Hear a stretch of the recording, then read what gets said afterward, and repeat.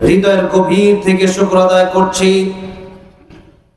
যে মহান রব্বুল ইজ্জত ওয়াল জালাল আমাদেরকে মানুষ বানিয়েছেন, ঈমানদার বানিয়েছেন, মুসলিম বানিয়েছেন। এবং আবারও শুকরিয়া আদায় করছি যে পরাধীনতার যেই অন্ধকার এই দেশে ছিল, সে অন্ধকার থেকে আল্লাহ সুবহান মহিয়ান কুরিয়ান আমাদেরকে স্বাধীনতার মতো একটি দৌলত দান করেছেন। আজ থেকে কয়েক মাস আগেও এই কোরআনের তাফসীর করার জন্য, তাফসীরুল কোরআন মাহফিল করার জন্য দৌড়াতে হতো নেতার কাছে, খেতার কাছে। ঠিক না ঠিক? দৌড়াতে হতো ওসির কাছে, ডিসির কাছে। সারাদিন, সারা সপ্তাহ, সারা মাস দৌড়ায়া জুতার তলা ক্ষয় করার পরে এদেশে আল্লামা মামুনুল হক, এদেশে মুফতি আমির হামজা, এদেশের মুফাসসিররা যখন এই দেশে তাফসীরুল কোরআন মাহফিলে গাড়ি নিয়ে চলে আসতো, তখনই তাদের ভেতরে জ্বালা শুরু হয়ে যেত।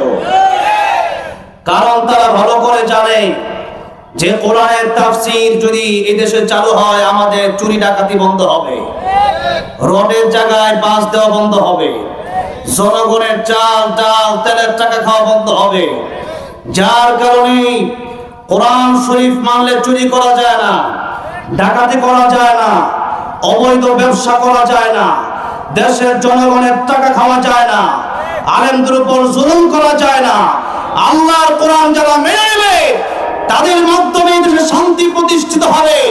কিন্তু শয়তানগুলো এতদিন চায় না যে আল্লাহর কোরআন মানে, আল্লাহর কোরআন মেনে নিয়ে এই দেশে শান্তি প্রতিষ্ঠিত হোক, বরং তারা চেয়েছে আমি একা শান্তিতে থাকি আর দেশের সব মানুষগুলো অশান্তির ভিতরে ডুবে মরুক। আমি আপনাদের এই চুয়াডাঙ্গাবাসী, আপনাদের এই থেকে আমি রাজি হতে পারলাম না। তার মানে আপনারা কি স্বৈরাচারের পক্ষে ছিলেন? আপনারা কি জালেমের পক্ষে ছিলেন? আল্লামা সাঈদী বলেছিলেন, বিড়ালের মতো 500 বেঁচে থাকার কোনো লাভ নাই, সিংহের মতো 1 ঘন্টা বাঁচতে চাই, রাজা ছিলিকের কিন্তু হাত উঠে দেখা।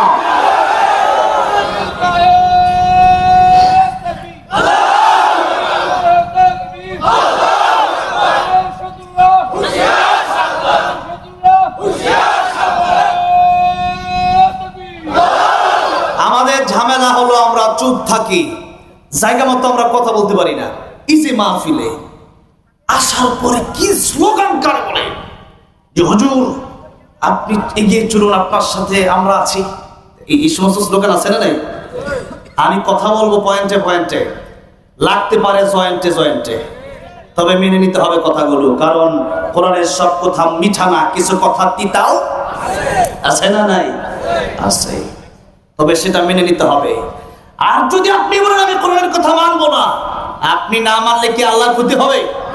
আপনি না মানলে আল্লাহর কোনো লস হবে? আপনি না মানলে আপনি শয়তানের সাথে জাহান্নামে যাবেন, আমার আল্লাহর কিচ্ছু হবে না। আমার আল্লাহর দ্বীন আল্লাহ জিন্দা করবেনই করবেন। এদেশে গজওয়াতুল হিন্দ আসছে, প্রস্তুতি নেন গজওয়াতুল হিন্দের জন্য। সেই গজওয়াতুল হিন্দে যারা যাবে তারাই হবে শ্রেষ্ঠ মুমিন। যারা শহীদ হয়ে যাবে আল্লাহ বিনা হিসেবে জান্নাত দিয়ে দিবেন। আমরা শহীদ হতে চাই কি চাই না? শহীদ হলে মৃত্যুর যন্ত্রণা, একটা পিপিলিকা কামড় দিলে যতটা কষ্ট, এর চেয়ে বেশি কিছু না। কবরে মুনকার নাকির আসে না, বিনা হিসাবে আল্লাহ জান্নাতের মালিক বানিয়ে দিবেন। আল্লাহু আকবার। এজন্য আল্লামা সাঈদী দোয়া করতেন, আল্লাহ আমাকে শহীদের মৃত্যু দাও। আল্লাহ দিয়েছেন, আল্লাহ কবুল করে নিয়েছেন। ঠিক না বেঠে? শহীদ করে দেওয়া হয়েছে। প্রথমে নিয়ে যাওয়া হয়েছিল আমার বাড়ি গাজীপুরে। সেই গাজীপুর সদর হাসপাতালে মানুষ চতুর্দিকে ঘেরাও করে ফেলেছিল। বুঝতে পেরেছে এখানে কাজ হবে না। এরপরে তারা কলা কৌশলে আল্লামা সাঈদী রহমাতুল্লাহ আলাইহিকে ইনজেকশনের মাধ্যমে বিষ দিয়ে তারা শহীদ করে দিয়েছে। তবে ঈমানদার যারা, তারা শহীদ মৃত্যুটাই কামনা করে। কারণ যার শহীদ মৃত্যু একবার হয়ে যাবে, সে বিনা হিসাবে কোথায় চলে যাবে? জান্নাতে চলে যাবে। এজন্য আল্লাহর কাছে আমিও দোয়া করি, আপনারাও দোয়া করুন, আল্লাহ আমাদেরকে শহীদ মৃত্যু দান করেন। বলেন আমিন, জুড়ে বলেন আমিন। গজওয়াতুল হিন্দ সামনে আসবে। এই যুদ্ধে যারা যাবে, পৃথিবীতে এই ভারত বলেন আর আমেরিকা বলেন, আর লন্ডন বলেন, যে কোনো দেশে আপনি বলেন না কেন, পৃথিবীতে শেষ একটা যুদ্ধ হবে, সেটা হচ্ছে ইমানদার আর কাফিরের মধ্যে। সেদিন ডাক দেওয়া হবে গজওয়াতুল হিন্দের জন্য, প্রস্তুতি নিতে হবে 200 কোটি মুসলমানের। এই বাংলাদেশ থেকে 18 কোটি মুসলিমের প্রস্তুতি নিতে হবে। সেদিন যারা ঘরের ভিতরে বসে থাকবে এরা হবে মুনাফিক। এরা কি হবে? এরা কি হবে? মুনাফিক হয়ে মরবে। আর যারা মুনাফিক হয়ে মরবে এরা আল্লাহ তৈরি জান্নাতে যেতে পারবে, বরং জাহান্নামের সবচেয়ে কঠিন শাস্তিটা তার জন্য হবে। কার কথা? কার কথা? আল্লাহ রাব্বুল আলামিন বলছেন, ইন্নাল মুনাফিকিনা ফিদ দারকিল আসফালি মিনান নার ওয়া লান তাজিদ লাহুম নাসীরা। কিয়ামতের ময়দানে মুনাফিক যারা হবে, আর মুনাফিক আমরা আজকে চিনতে ভুল করি। আমরা মনে করি মুনাফিক তো তারা যারা কাফের, এটা অনেকেই মনে করে, কিন্তু না, কাফের মুনাফিকের চাইতে ভালো। কাফের তো হিন্দুর ঘরে জন্ম নেয়, কাফের তো খ্রিস্টানের ঘরে জন্ম নেয়, কাফের ইহুদির ঘর থেকে জন্ম নেয়, কিন্তু মুনাফিক গুলা জন্ম নেয় মুসলমানের ঘর থেকে, যেমন আসাদ ও তাসলিমা নাসরিন। এই দেশে যে এমপিরা ছিল পূর্বে, যে মন্ত্রীরা বাংলাদেশে ছিল পূর্বে, আমি কয়েকদিন আগে টাঙ্গাইলে একটা মাহফিলে গেলাম, সেখানে এখনো তার আল্লাহর কোরআনের লতিফ সিদ্দিকী আসলো, আমার আগে কথা বলছে। আমি বলছিলাম, ওটা দাওয়াত দিছে কি? এগুলা দাওয়াত দেওয়া যাবে নাকি? এটা কিসের ক্ষমতা? এই স্টেজের ভিতরে কোনো গাঁজা খুনের ঠাই হবে না, কোনো ইয়াবা খুনের ঠাই স্টেজ হবে না, আল্লাহর কোরআনের মঞ্চে কোনো নাট্য মঞ্চ বানাতে দেওয়া হবে না, কোনো রম বম নাস্তিক বেঈমান আল্লাহর কোরআনের তাফসীর করবা ফিরাসি কোনো কথা বলতে পারবে না। ওরা যেখানে আসবে সেখানে জুতার বাড়ি হবে।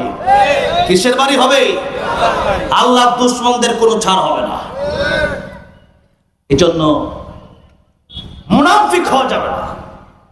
লা ইলাহা উলাই ওয়া লা ইলাহা উলা। একবার ডাইনে একবার বামে, একবার ডাইনে একবার বামে, একবার নদীতে পড়েই যায় শেষে। এই জন্য মুনাফিক হয়ে মরা যাবে না। আপনি মুসলমান, আপনি মনে করেন শুধুমাত্র মিষ্টি খাওয়ার নাম শুনলাম, শুধুমাত্র দাওয়াত খাওয়ার নাম শুনলাম, টুপি পরলেন এটাই শুনলাম, জুব্বা গায়ে দিলেন ওটাই শুনলাম, নামাজ মসজিদে ঢুকলেন সুন্নাত মেনে নামাজ পড়লেন ওটাই সুন্নাত আপনি মনে করলেন না। মিষ্টি খাওয়ার নাম যেমন সুন্নাত, উহুদের ময়দানে পাথর খাওয়ার নাম সুন্নাত। আপনাদের কি আমি বোঝাতে পারতেছি? আমি শুনেছি আপনাদের এই এলাকার পাশেই মুফতি আমির হামজা সাহেবের বাড়ি, এখানে আলহামদুলিল্লাহ যথেষ্ট ভালোবাসি। আমি চট্টগ্রামে এক প্রোগ্রামে আমার সাথে মুফতি আমির হামজা সাহেবের দেখা হয়েছে। আমি একটা ফোন চালাই, তখন বনফুল গ্রুপের মালিক আমাদেরকে দাওয়াত করেছিল যখন মুক্তি পেলের পরপরই। আমি অনেক ভালোবাসি, এতটা ভালোবাসি, লাখখানিক টাকা তো আমার একটা ফোন। তো আমার বললো, এটা কেমন ফোন? এই যে এখন একটা ফোন চালাই, এটা হচ্ছে এমন, আমি একটু ডিজিটাল ফোন চালাই আর কি, ভালো লাগে। তো ওই সময় একটা ফোন এইভাবে ভাঙ্গা যায়। তো আমি ধান্দা সবাই, এটা কেমন ফোন? মানে আসলে সরল সোজা মানুষ। কয়েকদিন আগে এক কথা বলছে, কোন নায়িকার নাম জানি কি বলছে, মানুষ তো পুরো ওয়াজ তো শুনে পরের কথা, ওই এক কথা নিয়ে একবারে শেষ করে দিছে। আমি যতটুকু বুঝলাম, মানে যাদেরকে জেলে রাখা হয়েছিল, আমি নাম বলতে চাচ্ছি না, বেশিরভাগ আলেমদেরকে এমন কিছু ইনজেকশন, এমন কিছু ঔষধ তাদেরকে সেবন করানো হয়েছে, এমন কিছু চাপ তাদেরকে দেওয়া হয়েছে, তাদের মাথায় সমস্যা হয়ে গেছে, মাথায় সমস্যা হয়ে গেছে। এই জন্য আমি বলতেছি, মানে বিরুদ্ধে বলতেছি না, মানে মানসিক যে একটা টর্চারটা করা হয়েছে। যেমন ইদানিং আমাকে আজকে প্রায় 1.5 মাস ধরে আমি স্টেজে কথা বলতে পারি না, আমি কষ্ট হয়ে যায়, আমাকে জাদু করা হয়েছে। এটা কোরআন শরীফে আছে, মা জিতুম বিসিহর ওয়ালকা সারতু সাজিদিন, জাদু সম্পর্কে কোরআন শরীফে অনেক আয়াত আছে। এরপর রাসূল সাল্লাল্লাহু আলাইহি সাল্লামকে জাদু করা হয়েছিল, রাসূল সাল্লাল্লাহু আলাইহি সাল্লামকে জাদু করা হয়েছে। এরপরে জিবরাইল আলাইহিস সালাম আসলেন সূরা ফালাক আর সূরা নাস নিয়ে, এই জন্য জাদু থেকে বাঁচার জন্য ফজরের পরে 3 বার সূরা ইখলাস, 3 বার সূরা ফালাক, 3 বার সূরা নাস, আবার মাগরিবের পরে 3 বার সূরা ইখলাস, 3 বার সূরা ফালাক, 3 বার সূরা নাস পরে হাতের ভিতরে ফু দিয়ে এরপর মালিশ করে নেবেন। রাসূল সাল্লাল্লাহু আলাইহি ওয়াসাল্লাম আমাদেরকে শিক্ষা দিয়েছেন। তাহলে কোনো ব্যক্তি আপনাকে জাদু টুনা করে আপনাকে ক্ষতি করতে পারবে না। তবে মাঝে মধ্যে যখন মনে করেন ঘরে তালা রাখলে পরে ঘরে চোর ঢুকতে পারবে না। এখন একটা চোর শুধু ঘুরতেছে আপনার ঘরের সামনে দিয়া, আপনি কি করলেন? তালা প্রতিদিনই মারেন, কিন্তু হঠাৎ করে একদিন তালা মারেন নাই, হঠাৎ করে আমল করেন না, ওই জাদু ঢুকে পড়ে। এই জন্য জাদু করে এটা শয়তানের মাধ্যমে কাজগুলো, যারা কুফরি করে ওই সমস্ত কুফরিবাজরা এই জাদু করে। এই জাদু করা পৃথিবীর সবচেয়ে জঘন্যতম ইমান বিধ্বংসী 7টি গুনার মধ্যে মুখে হাদিস এসেছে, ওইটা হচ্ছে সেহর। ওই জাদু একটা সবচেয়ে বড় গুনাহ। এই জন্য এই জাদু যারা করে এরা কুফরিতে চলে যায়, কাফের হয়ে যায়।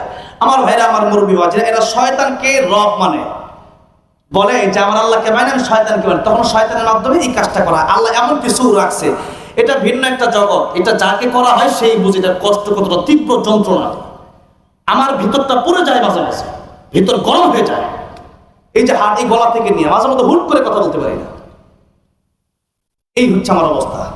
তো যাই হোক, আজকে 1.5-2 মাস ধরে এই যে এখন ওষুধ খেয়ে স্টেজে উঠছে, যারা কমিটি তারা দেখছে অনেক ওষুধ খেয়ে পরে স্টেজে উঠছে। তো যাই হোক, এই জন্য বিভিন্ন চক্রান্ত আলেমদের বিরুদ্ধে এখন করা হচ্ছে। এই যে আমি তো মানসিক সমস্যার ভিতরে পড়ে গেছি, আমার মতো একটা ব্যক্তি, আমার কয়জন চিনে? তাও চিনে আলহামদুলিল্লাহ। যেহেতু আল্লামা সাঈদী রহমাতুল্লাহ একটা গজল, সেটাই দেখলাম ইউটিউবে 10 কোটি মানুষ শুনছে। কয় কোটি? 10 কোটি। 10 কোটি মানুষ যদি একটা গজল শুনে, আমারও চিনে। তবে কথা হচ্ছে, আমার চেয়ে আল্লামা মামুনুল হক সাহেব থেকে কম চিনে না। আমার চেয়ে আল্লামা মুফতি আমির হামজা সাহেব, আপনাদের এলাকার আমির হামজা সাহেব কম চিনে না। তারেক মনোয়ার সাহেবকে তো কম চিনে না, হ্যাঁ, জসিমউদ্দিন রহমান সাহেবকে তো কম চিনে না, রফিক মাদার তো কম চিনে না। তো এখন তাদেরকে চিনে বেশি, আর জালিমরা জানে যে এদেরকে ভালো করে মানসিকভাবে সমস্যার মাধ্যমে ফেলতে পারলে এরা উল্টাপাল্টা কথা হয়তো বলবে, মানুষ সমালোচনা করবে। আর আমাদের দেশে সারা জীবন ভালো কাজ করছেন, একটা উল্টাপাল্টা করছেন, ওই একটা নিয়ে আপনারা শুরু করবে, ঠিক না বেঠিক? এজন্য মাফ করতে শিখেন, ভালোবাসতে শিখেন। একটা বলে যে দরকার দেন, উনি যদি মনে দেখেন যে আরো ভুল করতেছে, বারবার ভুল করতেছে, তখন আপনি বুঝতে পারেন যে না, হয়তো সে গুমরা হয়ে গেছে। একটা ভুল হয়েছে, তো এটা ইমান ধ্বংস হয়ে গেছে, বিষয়টা এরকম না। আর সেই জায়গার ভিতরে লাগছে পিছিয়ে কারা? যারা মুজাহিদ গোষ্ঠী, ফেসবুক মুজাহিদ। ফেসবুকে এত লেখা লেখে, কিন্তু সূরা ফাতিহা শুদ্ধ করে পড়তে পারবে না, আছে না নাই? যাই হোক, আল্লাহ আমাদেরকে মুনাফিক থেকে হেফাজত করেন, বলেন আমিন। জোরে বলেন আমিন। আমি মনে হয় লম্বা সময় কথা বলতে পারবো না, কারণ চুয়াডাঙ্গার যে দৃশ্য আগে ছিল সেই দৃশ্য আমি পাচ্ছি না। জানি না কেন এরকম হচ্ছে, আপনাদের কথা বলার ধরন মানে একেবারে চুপ। আমি একটু তাকবীর দিতে পারবেন আপনারা? আমি চিল্লাবো, আপনারা বসে থাকবেন, সেরকম বক্তা আমি না, তো ওয়াজ করতে পারবো না। আমি আস্তে করে উঠে চলে যাবো। লিল্লাহি তাকবীর, এই আওয়াজ হবে না। শয়তানদের সব যেন কমপক্ষে এই চুয়াডাঙ্গা আনন্দা কমপক্ষে রাখতে পারে। লিল্লাহি তাকবীর। এবার হয়েছে সিংহের মতো আওয়াজ। এই আওয়াজ শেষ পর্যন্ত থাকবে তো ইনশাআল্লাহ? বলেন ইনশাআল্লাহ। তো যে আল্লাহ আমাদেরকে আসার তৌফিক দিলেন, বসার তৌফিক দিলেন, সে আল্লাহকে ভালোবেসে মুহাব্বতের সাথে জোরে সোরে বলি আলহামদুলিল্লাহ। আল্লাহ আজকের এই মাহফিলটা কাল কিয়ামতের ময়দানে আমাদের নাজাতের ওসিলা বানায় দিয়ে, বলেন আমিন। সূরা রহমান থেকে আলোচনা করব। কোন সূরা? বলেন কোন সূরা? সূরা রহমান। জান্নাতে যাওয়ার পরে আল্লাহ রাব্বুল আলামিন সকল জান্নাতীদেরকে জিজ্ঞাসা করবেন, ও জান্নাতীরা, তোমাদের কি কিছু চাওয়ার বাকি আছে না সব পেয়েছো? জান্নাতীরা বলবে আল্লাহ নিয়ামত কারা বলে? কোরআন শরীফের ভিতরে যত নিয়ামত আপনি বর্ণনা করেছিলেন, সমস্ত নিয়ামতের চাইতে জান্নাতে আসার পরে 97 গুণ বেশি আমরা পেয়েছি। আয় আল্লাহ রাব্বুল আলামিন, আর কি নিয়ামত চাই? মনে যা চাই তাই তো হয়ে যায়। আল্লাহ বলবেন আরো কিছু চাওয়ার বাকি আছে। সব জান্নাতীরা এক কোয়ালিটির হবে না। মনে রাখবেন, জান্নাত কয়টা? 8টা। তো 8 জান্নাত কিন্তু একরকম না।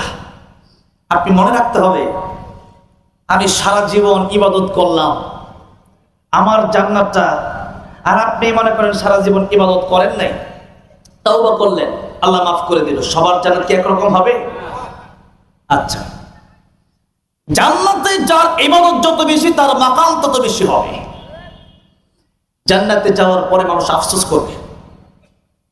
আপনি বলতে পারেন জান্নাতে যাওয়ার পরে কিসের আফসোস? জান্নাতে যাওয়ার পরে আফসোস হলো মানুষ চিন্তা করবে যদি আরেকটু বেশি আমি ইবাদত করতাম আমার জান্নাতের মাকাম, জান্নাতের স্তরটা আরেকটু ভালো থাকতো। মানটাকে একটু সাউন্ড কি দেওয়া যায়? আমি তো এদিকে আসতে কথা শোনা যায় না, একবার এইভাবে লাগে এত কথা বলা যায় না তো। ওয়াজ মাহফিল একটা দুটা গজলে বলা যায় আর কি। আমি তো মাইক নিয়ে বেশি কথা বলি না, কারণ মানুষ বলে যে কি তাই তো খালি মুখে ওয়াজ করতে পারি, কারণ এই ওয়াজ তো তাও ৬-৭ বছর ধরে করি, আর স্টেজ তো ৬-৭ বছর না। এই মাইকে তো বসছি প্রায় ১৪ বছর, ২০১০ সাল থেকে মাইকে বসছি। এখন বয়স সালও 2024 আর আমার বয়সও 24, ২৪ বছর আর কি আমার বয়স। ২৪ বছর বয়স, ১০ বছর থেকেই কোরআন তেলাওয়াত করি। যখন হাফেজ হয়েছি ১০ বছর বয়সে হাফেজ হয়েছি, তো এরপর থেকেই আল্লাহ রহমতে কোরআন শরীফ প্রতিযোগিতাতে দিতাম। তখন থেকেই তো মোটামুটি স্টেজে আসি। তো স্টেজের বয়স অনেক, কিন্তু মাইক নিয়ে আমি কি বেশি কথা বলি না। ওই এক সময় ছিল আমি এই দুবাই গেলাম, দুবাই যাওয়ার পরে একটা আন্তর্জাতিক কনফারেন্স, অনেক কারি সাহেবরা সেখানে আছে। তা আমাকে বললো যে তেলাওয়াত করেন যান। আমি তেলাওয়াত করবো, আমি মাইক কই, মাইক সারা। ওখানে মানুষ তো বেশি, একটা হল রুম তো, ছোট্ট একটা হল রুম, মনে করেন ১০০ মানুষ, ইন্ডিয়ার মানুষ, নেপালের মানুষ, শ্রীলঙ্কার মানুষ, হ্যাঁ, এরপরে দুবাইয়ের মানুষ, দুবাইয়ের শায়েখেরা আছে, তো বিভিন্ন মানুষ সেখানে, বিভিন্ন দেশের মানুষ, তো সব মিলে এক এক দেশের এক এক মানুষ, ৫০-৬০ জন ১০০ জন মানুষ, এরকম প্রোগ্রাম হয়। তো বললাম মাইক নাই, মাইক নিষেধ, এত জোরে মাইকে দেওয়া যাবে না। আমি যাক, তাও তো আমাদের বাংলাদেশ ভালো আছে নাকি, আলহামদুলিল্লাহ। তো যাই হোক, সেখানে প্রোগ্রাম করলাম, মাইক ছাড়াই করছি। তো এখানেও যদি মাইক ছাড়া কতক্ষণ করি দেখেন তো, আলো কি কথা কি শোনা যায় নাকি? হ্যাঁ, মাইক ছাড়াও শোনা যাবে ইনশাল্লাহ। মাইক ছাড়া এক সময় জুমার খুতবা দিতাম। আজ থেকে ৫ বছর আগেও এমন ওই মসজিদ ছিল যে মসজিদে বসেই কথা বলেছি, মাইক ছিল না। তো বিভিন্ন মসজিদে মাইক ছিল না, কথা বলেছি, এরপরও তো মানুষ শুনছে, আলহামদুলিল্লাহ। তা এখন মাইক ছাড়া বলতে পারবো, এখন মাইক ছাড়াই বেশি বলতে ভালো লাগতেছে, কি বলবো, প্রচুর শ্বাস, তাহলে কথা এমনি বলতে পারি না। যে মাইক না ভালো তাহলে কথাই বলতে পারবো না। এখন মাইক নিয়ে ১০-১২ বার কথা বলা, এটা আমার পক্ষে সম্ভব না। কেন? মানুষ বলে মাইক নিয়ে এত কথা বলা দরকার কি, সে চিল্লাইতে পারে না, তা আমি মাইক ছাড়াই চিল্লাই, তাই ভালো। তো এরপর মাইক যেহেতু দিচ্ছেন, সেই তো চিল্লাই একটু মাইক দিয়ে। তো এবার আসেন, আল্লাহ রাব্বুল আলামিন বলবেন, কথা বলতে গেলে আটকে যাচ্ছে, এমনি জাদুতে আক্রান্ত, শারীরিক অবস্থা খুব খারাপ। তো এরপরেও আবার দেখা গেছে যে এই মাইক কথা টানতেছে না। তো যাই হোক, কান টুন গরম হয়ে গেছে, মাইক কথা না টানলে কান গরম হয়ে যায়, গলা রক ফুলে যায়, গলা টুটি ফিটে আমরা মরেও যেতে পারি। তো এখন আসেন, এই যে সাউন্ড, এটা আমি গেলেও ঠিক হয়ে যাবে। এখন আসেন সূরা রহমান, আল্লাহ রাব্বুল আলামিন যখন জিজ্ঞাসা করবেন বান্দারে, আমি জানি এগুলো বললে আর সাউন্ড কমে যায়, তারপরে বলবো এগুলো তারা বলতে হয় খুব ভালো, তাহলে আর বাড়ায় দেয়।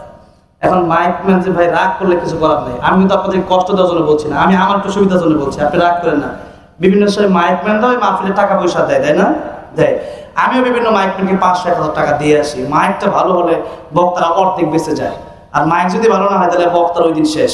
১০ মাহফিলের কষ্ট 1 মাহফিলে হয়। কালকে যাবো শেরপুর, কোথায়? শেরপুর, সকালের ফ্লাইট, এরপর ওখান থেকে আবার কয়েকশো কিলোমিটার দূর শেরপুর, জামালপুর শেরপুর। তো কথা তো বলতে হবে, জানি তো করতে হবে নাকি বলেন? এখানে আসছি গতকাল আমি এই মাহফিলের উদ্দেশ্যে। যাই হোক, এবার আসেন, আল্লাহ রাব্বুল আলামিন বলবেন আরো কিছু বাকি আছে। একেবারে উচ্চ তবকার জান্নাতীরা ডেকে বলবে, আল্লাহ তাআলা এই জান্নাতে এসে সব পেয়েছে, কিন্তু এখনো তোমার দেখতে পারি নাই। দুনিয়ার যত সৌন্দর্য ছিল, দুনিয়ার সব সৌন্দর্য দেখে পাগল হয়ে গেছি, দুনিয়ার সৌন্দর্য দেখে কত সুবহানাল্লাহ বলেছি। আজকে আপনাদের এলাকায় এসে একটা কমলার বাগানে গেছিলাম, যে জয়রামপুরের দিকে, এত সুন্দর কমলার বাগান এই দেশে হয়েছে আলহামদুলিল্লাহ, চুয়াডাঙ্গায়। আমি বলছি আমাকে নিয়ে যান, আমার আব্দুল হাদি ভাই দাওয়াত করছে, এত সুন্দর, খালি দেখলে সুবহানাল্লাহ এমনি খালি মুখ দিয়ে বের হয়। তা আমি বলছি যে আলহামদুলিল্লাহ, আমাকে অনেক কমলা দিয়ে দিছে মালিক, বলছে ফির যত খাইতে পারেন তত লয়ে যেতে পারেন। কত ভালো মানুষ, মাশাআল্লাহ, আল্লাহ নেক হায়াত দান করুন। আমি এই জন্য চুয়াডাঙ্গা আসি খুব। আমায় কত দোকানে আসার সময় যে আমার কফি আর বার্গার খাওয়াইলো, কেউ টাকা রাখে না। মারহাবা কর। এই তো মানুষের ভালো আচরণগুলো তো থাকবে, ঠিক না? ঠিক, দোয়া থাকবে। চিন্তা করছে বার্গার খাওয়ার 200 টাকা নিয়ে কি করবো, কমলার 500 টাকা নিয়ে কি করবো, একটু দোয়া করলে হয়তো কাজে লাগবে। মুসাফিরের দোয়া আল্লাহ কবুল করে। আল্লাহ চুয়াডাঙ্গা আল্লাহ খাস রহমত বরকত নাযিল করেন, বলেন আমিন। আল্লাহ রাব্বুল আলামিন দুনিয়ার সৌন্দর্য দেখেছে, দুনিয়ার সৌন্দর্য দেখে মানুষ পাগল হয়ে যায়। একটা ছেলে একটা মেয়ের সৌন্দর্য দেখে মানুষ আত্মহত্যা পর্যন্ত করে। একটা মেয়ে একটা ছেলের সৌন্দর্য দেখে আত্মহত্যা করে। এই পৃথিবীর বিভিন্ন সৌন্দর্য, বিভিন্ন আল্লাহ রাব্বুল আলামিনের সৃষ্টি দেখে মানুষ, সৃষ্টি দেখার জন্য মানুষ লক্ষ লক্ষ টাকা খরচ করে বিভিন্ন দেশে যায়। কক্সবাজারে যায়, আমেরিকা যায়, নেপালে যায়, কাশ্মীর যায়। সুন্দর সুন্দর সৃষ্টি দেখার জন্য মানুষ এত টাকা খরচ করে, এত ভালো লাগে। দুনিয়ার সৃষ্টি যদি এত সুন্দর হয়, আমার আল্লাহ রাব্বুল আলামিন নিজের সৌন্দর্য কম না বেশি? দুনিয়া সুন্দর, মানুষ সুন্দর, আসমান সুন্দর, জমিন সুন্দর, সুন্দরে সুন্দরে পাল্লা। জানি না কত সুন্দর তুমি আল্লাহ, জানি না কত সুন্দর তুমি আল্লাহ। বলেন, জানি না কত সুন্দর তুমি আল্লাহ, জানি না কত সুন্দর। ঝরনা ছুটে চলে একে বেঁকে, পৃথিবীর বুকে কত ছবি এঁকে। নদীর ওই কলতানে, সাগরের গর্জনে, নদীর ওই কলতানে, সাগরের গর্জনে, ঢেউয়ে ঢেউয়ে দেয় পাল্লা। জানি না কত সুন্দর তুমি আল্লাহ, জানি না কত সুন্দর। বলেন না একটু আল্লাহ মহব্বতে, জানি না কত সুন্দর তুমি আল্লাহ, জানি না কত সুন্দর তুমি আল্লাহ। কোন সুবহানাল্লাহ। আল্লাহ রাব্বুল আলামিনকে ডেকে বলবেন, আল্লাহ তাআলা এই দুনিয়াতে যে বিধান তুমি দিয়েছিলেন, সেই বিধান তো পালন করেছি, ফরজ আদায় করেছি, হারাম ছেড়ে দিয়েছি। শুধু তাই না, রাতের বেলায় আরামের গমকে হারাম করে দিয়েছি, শুধু তোমার মহব্বতে, তোমার ভালোবাসার কারণে। কারণ দুনিয়াতে আমার জীবনে যা কিছু মহব্বত করতাম, ভালোবাসতাম, সবচেয়ে বেশি আমি তোমারে ভালোবাসতাম।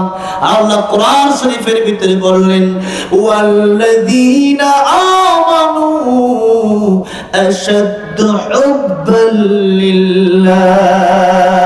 এই দুনিয়াতে মানুষ যত বেশি একজন আরেকজনকে ভালোবাসে, যা কিছু ভালোবাসে, সবচাইতে বেশি ঈমানদারের একজনকে ভালোবাসে। জবান ছেড়ে দিয়ে বলেন তিনি কে?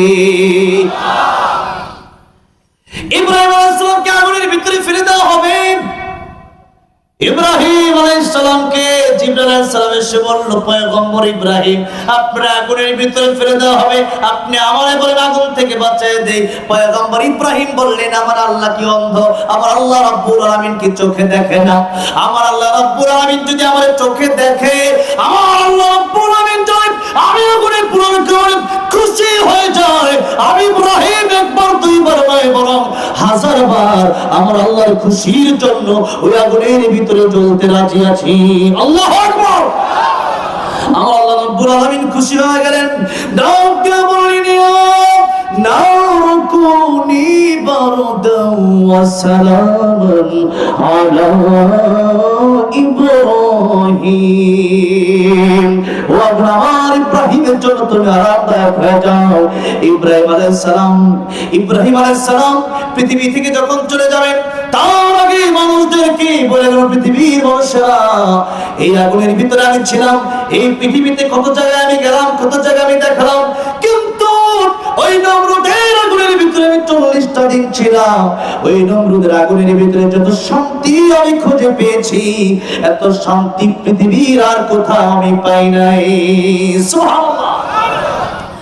আমার আল্লাহ রাব্বুল আলামিনকে যদি আপনি ভালোবাসতে পারেন, আমার আল্লাহ রাব্বুল আলামিনকে যদি আপনি ডাকার মতো ডাকতে পারেন, আল্লাহ রাব্বুল আলামিন ইব্রাহিম আলাইহিস সালামের আগুনকে ফুলের বাগিচা বানিয়ে দিলেন। ওই আল্লাহ রাব্বুল আলামিন কি এখন নাই? এখন সে আল্লাহ মরে গেছে। আজ যদি মুমিনরা যদি ঈমানদাররা যদি আল্লাহর প্রেম মহব্বত ভালোবাসা অন্তরে রেখে যদি কাফেরদের বিরুদ্ধে মোকাবেলা শুরু করে দেয়, আমার আল্লাহ রাব্বুল আলামিন আকাশ থেকে ফেরেশতা পাঠায়া ঈমানদারকে আজও বিজয় দান করতে পারে কি পারে না? শুধু মুসলমানের দুইটা সমস্যা, একটা হলো মুসলমানের ঈমানের পাওয়ার বড় কম, আর একটা হলো কিছু মুমিন আছে কিন্তু তারা ঐক্যবদ্ধ হতে চায় না। এই জন্য এদের দেশের ভিতরে ইসলাম যদি প্রতিষ্ঠা করতে হয়, ঐক্যের কোনো বিকল্প নাই। আমরা ঐক্যবদ্ধ হয়ে কাজ করব কোরআনের জন্য। রাজি আছেন না নাই? আমরা কিসের জন্য কাজ করব? কোরআনের জন্য কাজ করব। আমার দেশের ভিতরে এই তো 7 তারিখ, গত 7 তারিখ প্রোগ্রাম করে আসলাম যশোরে। বারবার তারা স্লোগান দিচ্ছিল আল কোরআনের আলো সংসদে চালু। আমি যশোরবাসীকে বললাম, আমি অত্যন্ত খুশি হলাম আপনাদের স্লোগানে। আমাকে বলা হলো কেন? আমি বললাম আপনাদের যে স্লোগান ওটা পুরো বাংলাদেশে দেওয়া দরকার। কেন? আজকে আল্লাহর কোরআন পড়ে আছে মসজিদে, আজ আল্লাহর কোরআন পড়ে আছে মাদ্রাসায়, কিন্তু আপনাদেরকে জিজ্ঞাসা করতে চাই, আল্লাহর কোরআন শুধু মসজিদ মাদ্রাসায় থাকলে কি এই দেশে শান্তি আসবে নাকি সংসদে ওনার প্রয়োজন আছে? হ্যাঁ, সংসদে নিতে হবে। বিভিন্ন মাহফিলে গেলাম সেই দিনাজপুরে, আমাকে বলা হলো হুজুর সবই বলবেন, রাজনীতি বলবেন না। আমি বললাম কেন? আমার নবী রাজনীতি করে নাই, আবু বকর সিদ্দিক রাজনীতি করে নাই, ওমর ফারুক রাজনীতি করে নাই, আলী রাদিয়াল্লাহু আনহু রাজনীতি করে নাই, উসমান রাদিয়াল্লাহু রাজনীতি করে নাই, রাদিয়াল্লাহু আনহু আজমাইন। আমার নবী যদি রাজনীতি করতে পারে, হযরত আবু বকর যদি রাজনীতি করতে পারে, আমার যদি রাজনীতি করতে পারে, বাংলার 18 কোটি মুসলমান কেউ রাজনীতি করবে না? অবশ্যই রাজনীতি করবে, কিন্তু সেই রাজনীতি হবে আল্লাহর কোরআনের রাজনীতি। আল্লাহর কোরআনের বাইরে কোনো রাজনীতি হবে না। ঠিক না বেঠে?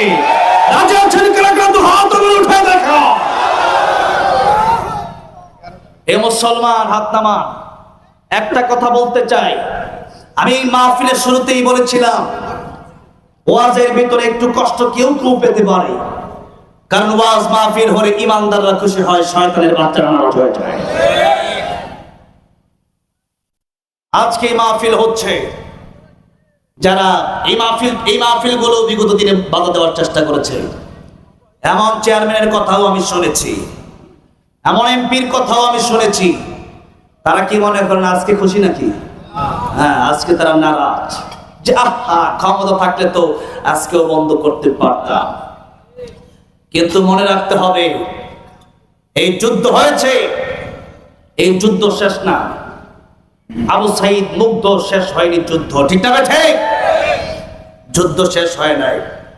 যার কারণে ঈমান রক্ষার জন্য, কোরআন রক্ষার জন্য যুদ্ধ চালিয়ে যেতে হবে। ঠিক না বেঠে? যুদ্ধ আমরা চালিয়ে যাব বলে ইনশাআল্লাহ। কোরআনের বিরুদ্ধে কথা বললেই কোরআনের পক্ষে লড়াই করার দরকার আছে না নাই? আছে না নাই? তারা কোরআনের বিরুদ্ধে লড়াই যদি করে, তারা মরে গেলে যাবে জাহান্নামে। আমরা কোরআনের পক্ষে লড়াই যদি করি, আমরা চলে যাব আল্লাহর তৈরি জান্নাতে। সুতরাং যদি মুমিন হয়ে থাকেন, আমার আপনার কোনো ভয় আছে? আছে? নাই। আল্লাহ রাব্বুল আলামিন বললেন, ওয়ালা তাহিনু ওয়ালা তাহজানু ওয়া আনতুমুল আ'লাউনা ইন কুনতুম মুমিনিন। আল্লাহ বলেন নাই লক্ষ ঈমানদার হতে হবে, আল্লাহ বলেন নাই কোটি ঈমানদার হতে হবে। কুল জাআল হক ওয়া যাহাকাল বাতিল ইন্নাল বাতিলা কানা যাহুকা। মুমিন যখন হকের রূপ পেশ আসবে, বাতিল অটোমেটিক পালিয়ে যাবে। এই জন্য মুমিন যদি হতে পারে, আপনি একজন মুমিন যদি শাহজালাল রহমাতুল্লাহ আলাইহির মতো হতে পারেন, হাজার হাজার মুমিন আসছে গৌর গোবিন্দের সাথে যুদ্ধে পারে না, শাহজালাল মুজাহিদ রহমাতুল্লাহ যখন আসলেন, এবার গৌর গোবিন্দের মসনদ তসনস হয়ে গেল, কাঁপাকাঁপি শুরু হয়ে গেল, ঘূর্ণিঝড় শুরু হয়ে গেল। আল্লাহু আকবার বলেন। 313 জন বদরের কাফেলা, ইমানদারের কাফেলা মোকাবেলায় হাজার কাফের, আল্লাহ বিজয় দান করলেন কি কাফের কে না ইমানদার কে? বলেন কাদেরকে? অবশ্যই ইমানদারের বিজয় হবে। সাময়িক দেখতে পারেন তারা ক্ষমতায় আছে, কিন্তু কিছুদিন পরেই দেখবেন তারা জুতার বাড়ি খায়, দেশ ছেড়ে তারা পালায় যায়। ঠিক করে ও মুসলমান আমার ভাইরা, আমার মুরব্বী ওয়াজিরাম, কোরআন শরীফ শুধু মাদ্রাসায় রাখার কিতাব নয়, কোরআন শরীফ শুধু মসজিদে রাখার কিতাব নয়। কোরআন শরীফের একটা আইন আছে, আস-সারিকু ওয়াস-সারিকাতু ফাকতাউ আইদিয়াহুমা, চোর যদি চুরি করে তার হাত কেটে দাও। কোরআন শরীফ আইনটা আছে না নাই? ব্রিটিশ বলছে জেলে দাও। এখন ব্রিটিশের আইন মানার কারণে এই দেশে চুরি কমছে না বাড়ছে? বাড়ছে। যশোরে যাওয়ার পরে মাহফিলে দেখলাম, বললো হুজুর আপনি আসার আগেই মোটরসাইকেল একটা নাই, শত শত মোটরসাইকেল আমরা জায়গা করছি, এখনো জায়গা হয় না মোটরসাইকেলে, এখন একটা বাইরে রাখছে, ওটা চুরি হয়ে গেছে। আমি বললাম চুরি তো হবে, এই দেশের জালেমা তো চুরি শিখায় গেছে। ইন্ডিয়া যাওয়ার সময় তো হেলিকপ্টার দিয়ে চুরি করে জনগণের মাল নিয়ে গেছে। 16 বছর তো জনগণের চুরি শিখাইছে, জনগণ করবে কি? ঠিক না? কষ্ট হচ্ছে আপনাদের? রাগ হচ্ছে? একদিনও তো থাকতে পারে ও জ্বালা, হ্যাঁ অন্তর জ্বালা ছিল, ওই অন্তর জ্বালার লোক আছে না? আছে তো। আমার ভাইরা, আমার মুরব্বী ওয়াজিরাম, আল্লাহর কোরআনের আইন আজ থেকে যদি বাস্তবায়ন করা হয়, আল্লাহর কোরআনের আইন হলো সারিকু ওয়াস-সারিকাতু ফাকতাউ আইদিয়াহুমা। একটা মাত্র বিধান আপনাদের সামনে বললাম। আজকে কোরআন শরীফ আমরা মসজিদের কোনায় রেখে দিয়েছি। এজন্য জিনাইদর আইন্দ্রাজ রহমাতুল্লাহ বলেছেন, মসজিদের কোণে বসে জিকির যত করোই কষে, মসজিদের কোণে বসে জিকির যতই করো কষে, এভাবে যায় না পাওয়া আল্লাহকে, এভাবে যায় না পাওয়া আল্লাহকে। কি হবে বেঁচে থেকে, কি হবে বেঁচে থেকে, অযথা বিদ্যা শিখে যদি না গড়তে পারি শোষণবিহীন সমাজটাকে। কি হবে বেঁচে থেকে, কি হবে বেঁচে থেকে? ঠিক না বেঠে?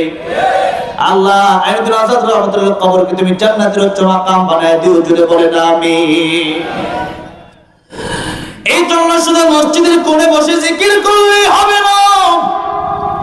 দেশের মানুষ সব চলে যাচ্ছে জাহান্নামের দিকে, আপনার কোনো খবর নাই। আপনি ঘরে বসে আছেন নিজের চিন্তা নিয়া, না না, আপনি একা একা জান্নাতে গেলে হবে না, জান্নাতে নিয়ে যেতে হবে সবাইকে। আমরা কি একা জান্নাতে যেতে চাই না সবাইকে নিয়ে যেতে চাই? সবাইকে নিয়ে আমরা যেতে চাই। এখানে কি এমন কেউ আছেন যে এখানে যারা আছেন কেউ জাহান্নামে যাক? আমরা চাই না। তাই তো আল্লাহ বললেন, আইয়ুহাল্লাযীনা আমানু কু আনফুসাকুম ওয়া আহলিকুম নারা। এই বান্দারা, নিজেরা জাহান্নামের আগুন থেকে বাঁচাও, পরিবারকে জাহান্নামের আগুন থেকে বাঁচাও। পরিবারের অনেক ব্যাখ্যা আছে। প্রথম কথা হলো পরিবার আপনার ছেলে, আপনার মেয়ে। পরিবার হলো আপনার স্ত্রী, আপনার মা, আপনার বাবা। আপনি নামাজ পড়েন, আপনার স্ত্রী নামাজ পড়েন, এমন লোক আছে না নাই? হাজী সাহেব হজ করে আসছে, কিন্তু হাজী সাহেবের স্ত্রী পর্দা করে না, আছে না নাই? হাজী সাহেব হজ করে আসছে, কিন্তু হাজী সাহেবের ছেলেটা ইয়াবাকুর গাজাকুর, এরকম ছেলেও দেশে আছে না নাই? হাজী সাহেব হজ করে আসছে, হাজী সাহেবের মেয়ের পর্দার কোনো খবর নাই, এরকম হাজী সাহেব আছে না নাই? এই জন্য দায়ী শুধু আগে মহিলারা হবে না, দায়ী হবে আগে তারা, যে পুরুষ তার মেয়েকে পর্দার কথা বললো না, তার ছেলেকে নামাজের কথা বললো না, কিয়ামতের ময়দানে আল্লাহ রাব্বুল আলামিনকে বলবেন, আল্লাহ রাব্বুল আলামিন আমার বাবা, এই বাবা তার আগে জাহান্নামে দেও। কারণ হচ্ছে আমার বাবা তো আমারে ডক্টর বাবা, ইঞ্জিনিয়ার বাবা, দুনিয়ার সব শিক্ষা দিল, কিন্তু আল্লাহর কোরআনের শিক্ষা আমার দিল না।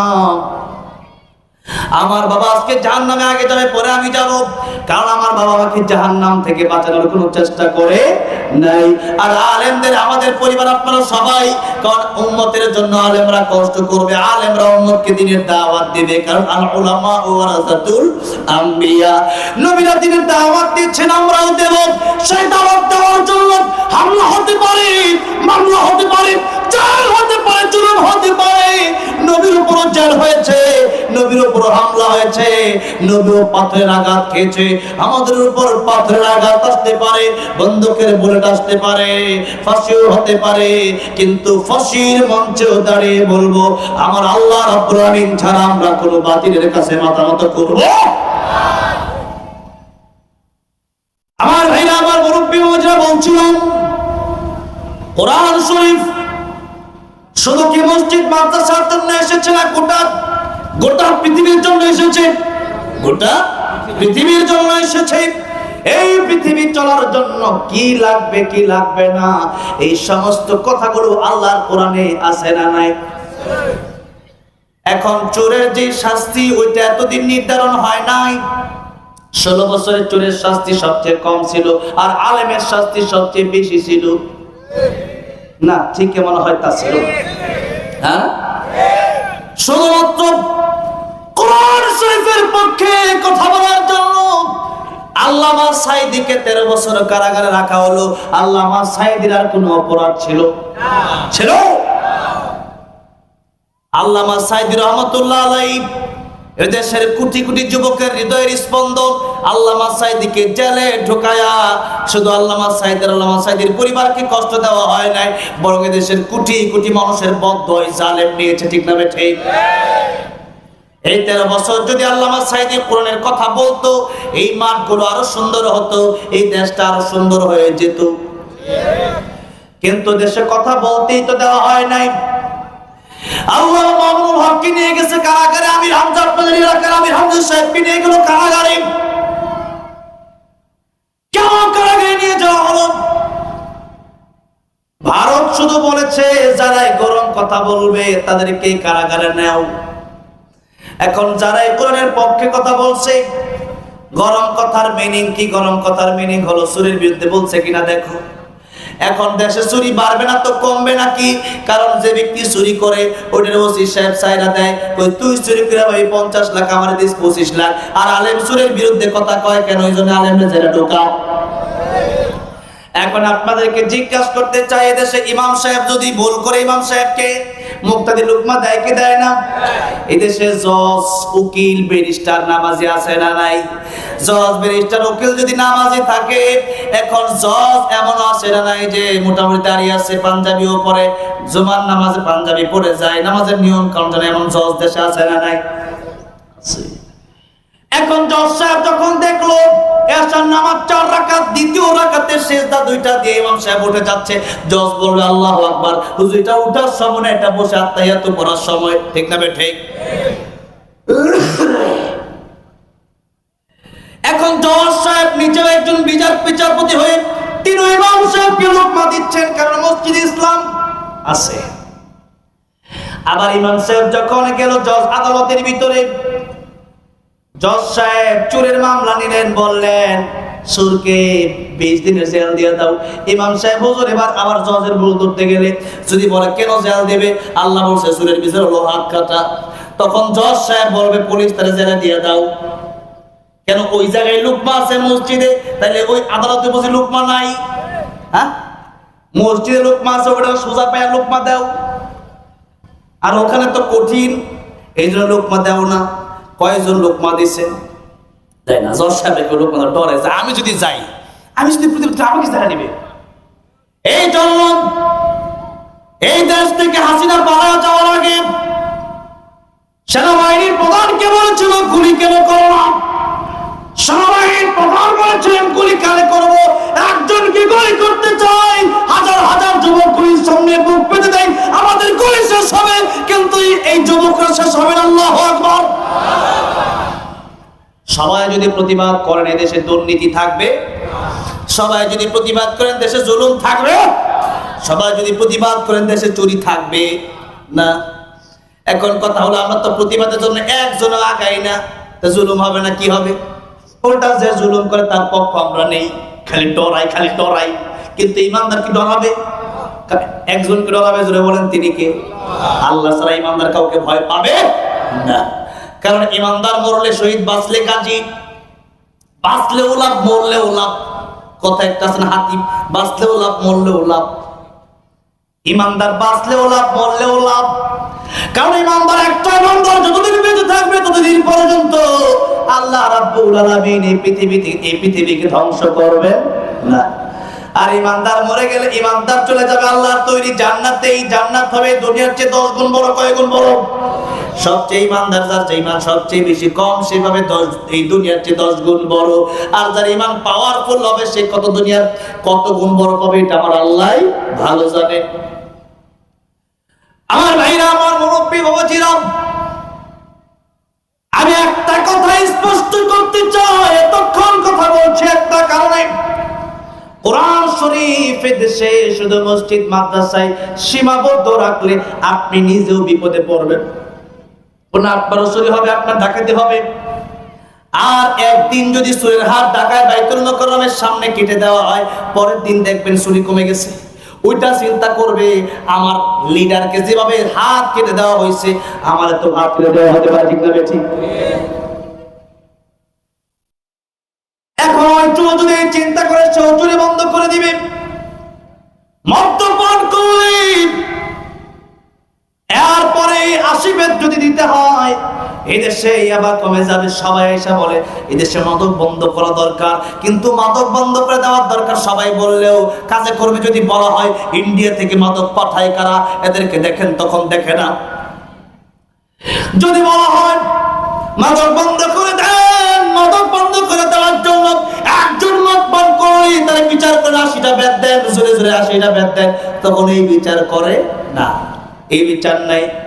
এখন বিচার যদি আল্লাহর কোরআনের হয় তবে এই দেশে শান্তি আসবে। চুরি ডাকাতি জেনা ব্যভিচার সব বন্ধ হয়ে যাবে। আর এই দেশে আল্লাহর কোরআনের আইন যতদিন পর্যন্ত প্রতিষ্ঠা হবে না, এই দেশে 50টা দল ক্ষমতা পাল্টাবে, এই দেশে শত শত বছর চেঞ্জ হবে, এই দেশে বিভিন্ন সময় বিভিন্ন সিস্টেম হবে, কিন্তু দেশে খোদার কসম, আল্লাহর কসম, ওয়াল্লাহি বিল্লাহি তাল্লাহি শান্তি আসতে পারে না। শান্তি আসা এটা কল্পনাও করা যায় না, ঠিক না বেঠে? আপনি মনে করতে পারেন এটা কি বলতেছে, সব এটা কি ওয়াজ? এটা ওয়াজ মানে এটা এত বড় কি ওয়াজ হতে পারে? আমি বলছি আমার এই কোরআন মসজিদ মাদ্রাসায় থাকতে হবে না, কোরআন শরীফ সংশোধিত হবে। আর এর জন্য আমরা মিষ্টি খেয়ে সুন্নাত পালন করব না, আমরা পাথর বুকে নিয়ে সুন্নাত আমরা মেনে নিতে পারি। জন্য ঠিক আছে, ঠিক? সুন্নাত নয় শুধু দাওয়াতের মেহমান, সুন্নাত নয় শুধু খাওয়া শেষে মধুর পান, আর কিছু সুন্নাত আছে তুমি জানো কি? জানলেও জীবনে কখনো তা মানো কি? সুন্নাত শুধু নয় বকরি চড়াতে যাওয়া, আর সুন্নাত হলো পাথরের আঘাত খাওয়া। মোহাব্বতে তার খালিদ মোরালি আবু বকরের মতো পাশে থাকুকি, আর কিছু সুন্নাত আছে তুমি জানো কি? জানলো জীবনে কখনো তা মানো কি? এই জন্য সুন্নাত মানতে হলে অর্ধেক না পরিপূর্ণ, অর্ধেক না পরিপূর্ণ। ওযু যদি আপনি করেন, ওযুর ফরজ কয়টা? কয়টা? 4টা। আপনি যদি কোন মুখ দিলাম, হাত দিলাম, মাথাও মাসে করলাম, পাটা দেওয়ার দরকার নাই। এবার আপনি নামাজে দাঁড়ায় গেলেন, এশার নামাজে বললেন 3টা ফরজ মানছি, নামাজও 3 রাকাত পড়ে যায়, আপনার ওযু হবে না নামাজ হবে? কোনটা হবে? মাশাআল্লাহ, আপনারা বুঝছেন তো? বুঝি সবই, কিন্তু আমলে বড় দুর্বল। অর্ধেক মানলে কোনো আমল কবুল হয় না। তাই আল্লাহ বলছেন, ইয়া আইয়ুহাল্লাযীনা আমানু দুখুলু ফিস-সিলমি কাফা ওয়া লা তাত্তাবি'উ খুতুওয়াতিশ শাইতান ইন্নাহু লাকুম আদুউম মুবিন। আল্লাহ বলেন, ঈমানদারেরা অর্ধেকটা মুসলমান হয় না, বরং পরিপূর্ণ মুসলমান হও। আজকে আমাদের দেশে অর্ধেক মুসলমান বেশি না পরিপূর্ণ মুসলমান বেশি? নামাজ জমাটা পড়ে সারা সপ্তাহটাই পড়ে দাও, অর্ধেকও বলা যায় না, তার চেয়েও জোরে কম কম।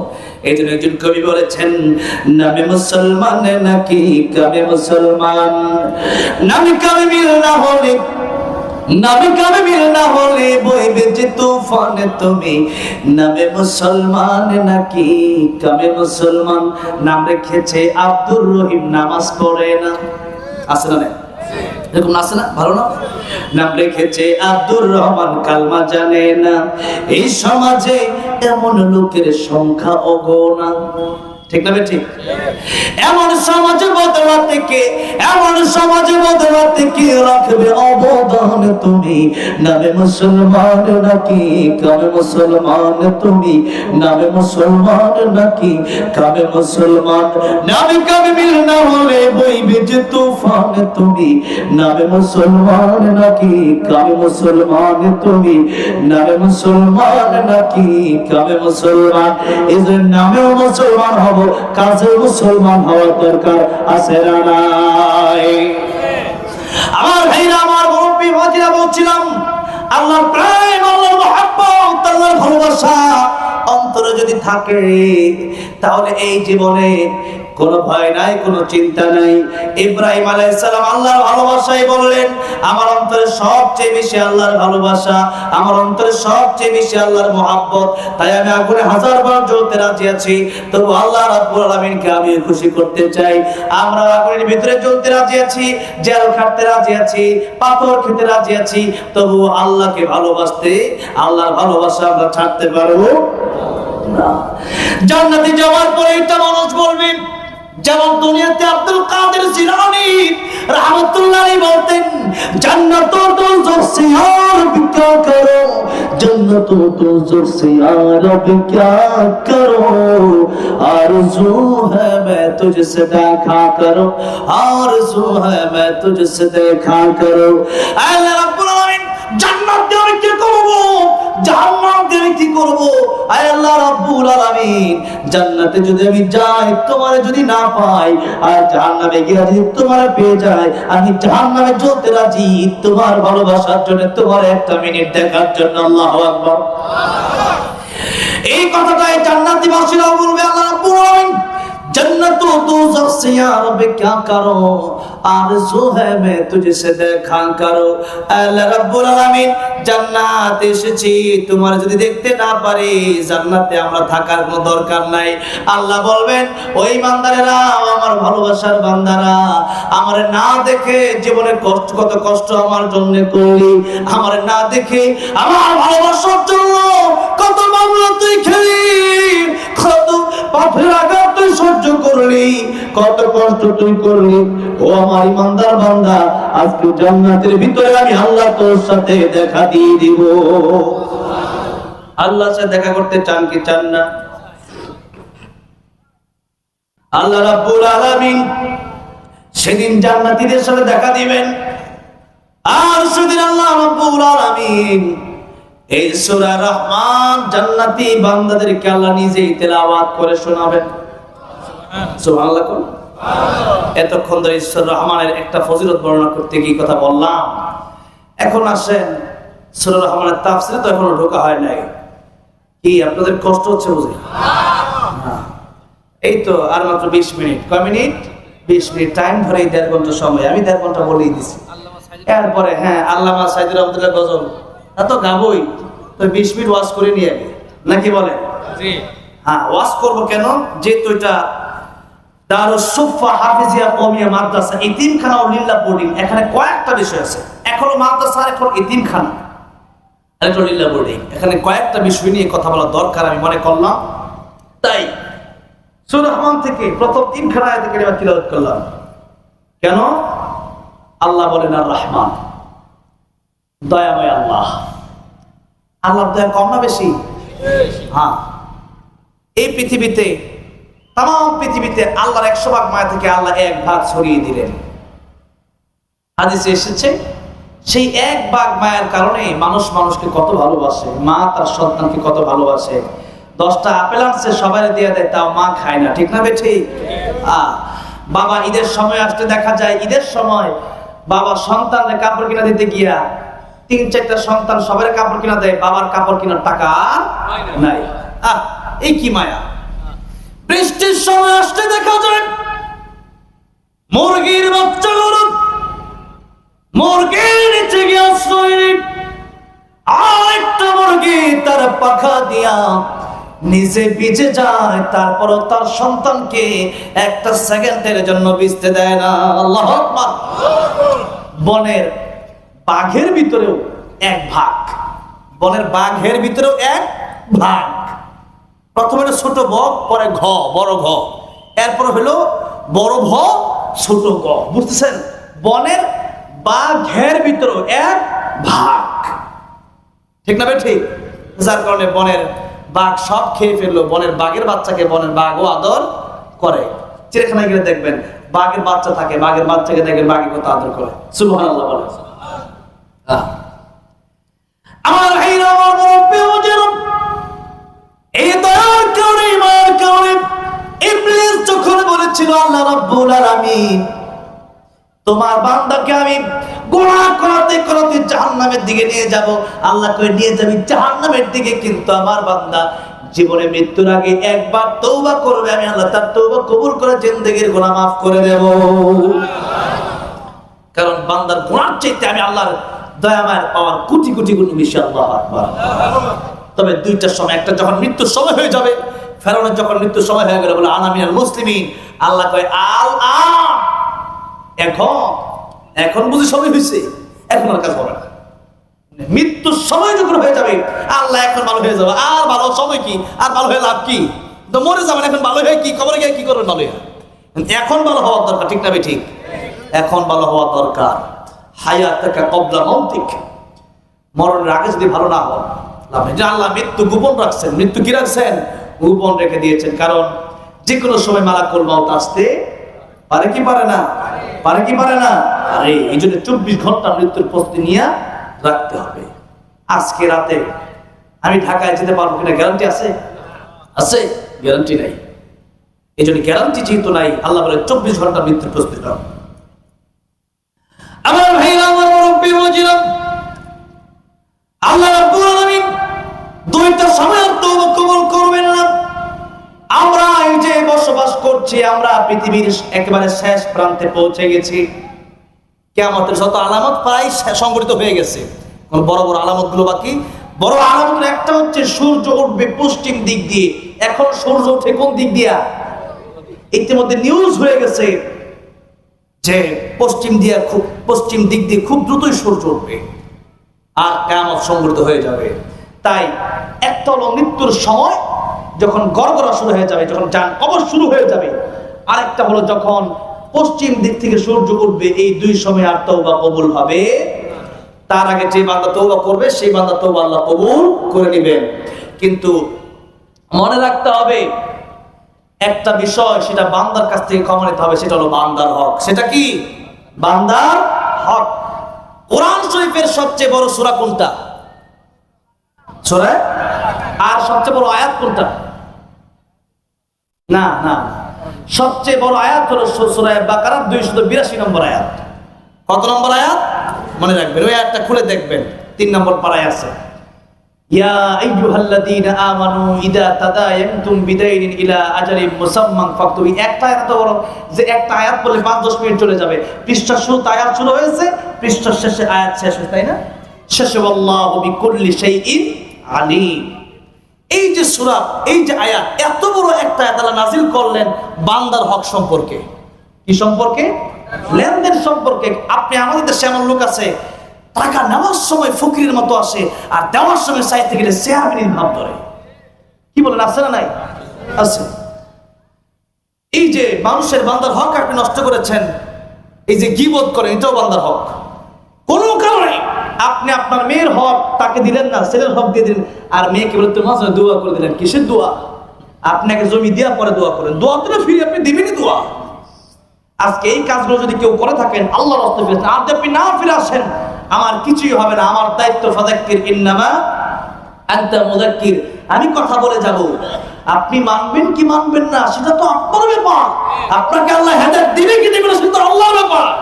আমার দায়িত্ব আমি কথা বলে যাব, আপনি মানবেন কি মানবেন না, আপনি না মানলে আপনার লস, আপনি না মানলে, আপনি মানলে আপনার লাভ, আল্লাহর লাভের লসের কোনো সিস্টেম নাই। আমার ভাইরা, আমার মুরব্বি ওয়াজিরাম বলতেছিলাম আল্লাহ রহমান রহিম, এই জন্য আল্লাহ রাব্বুল আলামিন তওবা কবুল করে নেন দুইটা সময় বাদে, একটা মৃত্যুর সময়, একটা সূর্য যখন পশ্চিম দিক দিয়ে উঠবে। আর আল্লাহ সব মাফ করেন, কিন্তু আল্লাহ বান্দার হক মাফ করেন না। ওই বান্দার কাছে গিয়ে মাফ চাইতে, ভাই তোমার এই কষ্ট দিচ্ছি তুমি মাফ করে দাও। ওই বান্দা না মাফ করলে রিকশাওয়ালাকে থাপ্পড় দিয়েছিলেন, ও রিকশাওয়ালার পায়ে ধরে ক্ষমা চাইতে হবে। রিকশাওয়ালা যদি না মাফ করে কিয়ামত হলে আপনি জান্নাত দিতে যেতে পারবেন না। এর আগে সে রিকশাওয়ালা মাফ থাপ্পড় দিয়ে ওইটার পাওনা ফিরে দিন। আল্লাহ 10,000 টাকা পেতাম, 10,000 টাকা তো কিয়ামতের মধ্যে দিতে পারবেন না, পারবেন? পারবেন না। এই জন্য সেদিন আল্লাহ বলবেন টাকার বদলে নেকি দাও, নেকি নাই তোমার গুনাহ তারে দিয়ে দাও, টাকা পাও তো, টাকা দাও নাই, এর গুনাহ নিয়ে তুমি জাহান্নামে যাও আর তুমি জান্নাতে চলে যাও। সুবহানাল্লাহ। লিতুজজা কুল্লু নাফসিন বিমা তাসআ। আল্লাহ তো কিয়ামত এই জন্য কায়েম করবেন, সূরা তাহা। আল্লাহ তো কিয়ামত এই জন্য কায়েম করবেন, কেন? যে এই পৃথিবীতে সবসময় ইনসাফের বিচার হয় না, অনেক সময় টাকাওয়ালা বিচার পায় কিন্তু গরিব মানুষ বিচার পায় না। গরিব যেন বিচার পায়, এই জন্য কিয়ামতের মাঝে আল্লাহ কায়েম করবেন লিতুজজা কুল্লু নাফসিন বিমা তাসআ। কুল্লু নাফস, যারা প্রাণ আছে প্রত্যেকের বদলা আমি আল্লাহ দিয়ে দিব। একজন সেদিন বাঁচতে পারবে না। 2 টাকা মেরে খেয়েছিল, আমার কাছ থেকে টাকা নিয়ে 10,000, 20,000, 50,000, 1 লাখ টাকা নিয়ে উদার নাই, ফোন দিলে পাই না। আমি বলি ঠিক আছে ভাই নিয়ে যান আপনি, আমার তো সমস্যা নেই, কিয়ামতের ময়দান তো পড়ে আছে, নাকি বলেন? হ্যাঁ, টাকা না যদি দিতে পারে আল্লাহ বলেন তাকে মাফ করে দেওয়া ভালো, আমি আল্লাহ তোমার উত্তম প্রতিদান দেবো। সুবহানাল্লাহ। তাকে মাফ করে দাও। কিন্তু এমন লোক আছে টাকা পয়সা অভাব নাই, টাকা পয়সা দৈনিক 1,000 টাকা ইনকাম করে, আর আপনার টাকা নিয়ে আপনার আবার ধমক দেয়, এমন লোক আছে না নাই? তো বলবে ভাই পারতেছি না, তা না বলে কি বলে ওই তোর টাকা নিয়ে কি মরে গেছি নাকি? আপনি বলবেন ঠিক আছে ভাই, মরে গেছো না বেঁচে আছো, যাও, তবে দেখা হবে কিয়ামতের ময়দানে। দেখা হবে কোথায়? দেখা হবে কোথায়? কিয়ামতের ময়দানে। সেদিন তোমাকে কে বাঁচাবে? কেউ বাঁচতে পারবে না। এই জন্য মানুষের হক নষ্ট করবেন না। আপনার মেয়ের হক হতে পারে, আপনার বোনের হক হতে পারে, হ্যাঁ, আপনার ভাইয়ের হক হতে পারে। ওয়াল্লাহি বিল্লাহি তাআলা কসম করে বলছি, বান্দা না মাফ করা পর্যন্ত আল্লাহ মাফ করবে না। এই জন্য নবীজি যাদের ঋণ থাকতো এদের জানাজা নবীজি পড়াতেন না। ঋণের ব্যবস্থা, ঋণ পরিশোধের ব্যবস্থা হলে পরে নবীজি জানাজা পড়াতেন। আমার ভাইরা, আমার মুরব্বি ওয়াজিরাম, সময় কমার পর কথা অনেক বেশি, অনেক কথাই বলার ইচ্ছা, আমি কথা কম বলে শেষ করে দিতে পারি, কিন্তু বড় ইচ্ছা হয় মানুষগুলো যেন জাহান্নাম থেকে বেঁচে যায়। উম্মতের দরদ নিয়ে কথা বলি, তা না হলে আমি 1 ঘন্টা একটা ঘটনা দিয়ে শেষ করতে পারি, এত কথা বলা লাগে না আমার। আমি জানি আমি এখন শেষ করে দিলে কমিটি আমার কিছুই বলবে না, কমিটি যথেষ্ট ভালো, আমাকে বলবে হুজুর আলহামদুলিল্লাহ আপনি এসেছেন তাতেই খুশি হয়েছি, কিন্তু আমি লম্বা সময় কেন করি? 2টা কথা বেশি বলতে পারলে 2 জন মানুষ যদি হেদায়েত নসিব হয়ে যায়, 2 জন মানুষ যদি জাহান্নাম থেকে বেঁচে যায়, তাই তো আমার লাভ হবে, তার মাধ্যমে আল্লাহ আমারও মাফ করে দিতে পারে। আমি সে কারণে কথা বলছি, আল্লাহি ওয়াল্লাহি আল্লাহর কসম করে বলছি, আমি এখানে শুধু উম্মতের দরদ নিয়ে এতগুলো কথা বলি। আমি বলে যাই আমি 1 ঘন্টা কথা বলবো, তার বেশি বলবো না, কিন্তু যাওয়ার পরে দেখি যে আমার মুখ দিয়ে জমা দিয়ে কিছু কথা আসতেছে। আমি তো এখানে আসার আগে আমি ওরকম ভেবে আসেন, এখানে আসার পরে মাঝে মধ্যে বিষয় দেওয়া হয়, কিন্তু এখানে উঠার পরে আল্লাহ আমার কিছু কথা আমার মুখ দিয়ে বের করে। তার মানে আমার আল্লাহ চায়, আমার আল্লাহ দয়া মায়া চায় যে বান্দাগুলো যেহেতু এই মাহফিলে চলেই আসছে, বান্দাগুলো এই জান্নাতের বাগানে আসছে, যেহেতু ওই জান্নাতে আল্লাহ বান্দা চায়। বলেন সুবহান, আল্লাহ কথাগুলো বের করে দেয়।